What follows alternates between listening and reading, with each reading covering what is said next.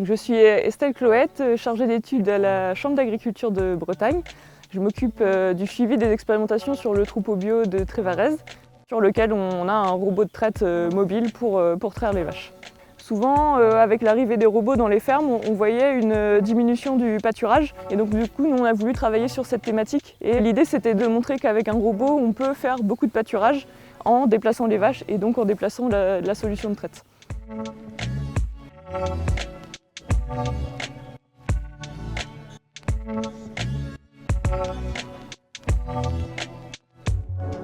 Sur la transhumance du robot, le déplacement entre le site hivernal et le site estival, ça c'est quelque chose qui se passe bien, ça va vite. En 2-3 heures, le robot est redémarré sur l'autre site. À la limite, ce qui est le plus compliqué, c'est de déplacer les vaches entre les deux sites en bétaillère. Globalement, on a l'habitude, c'est rodé et ça se passe bien.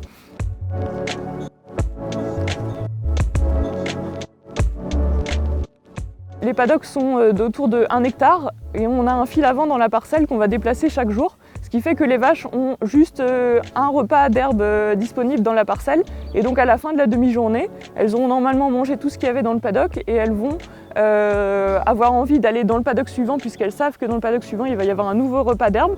Et de ce fait-là, elles vont passer par le robot et par la porte de tri. Donc à chaque fois qu'une vache rentre dans le robot, elle est identifiée par sa puce au niveau de sa boucle d'identification, donc c'est une puce RFID. Donc le logiciel la reconnaît, sait si elle est à traire ou pas en fonction des paramètres qu'on a définis à l'avance. Donc si elles sont à traire, elles vont être traites et la porte de tri va les laisser passer. Si elles ne sont pas à traire, elles vont passer directement par la porte de tri et aller au pâturage.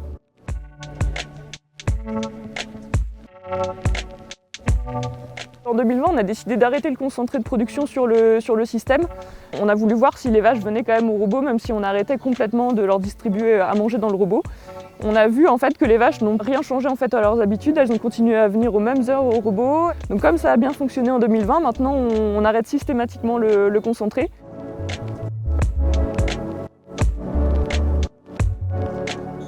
Donc l'objectif de la mobilité, c'était de maximiser le pâturage sur le système et donc en fait de compenser ce surcoût de la mobilité par la mise en place de remorques et du site estival par la baisse du coût alimentaire.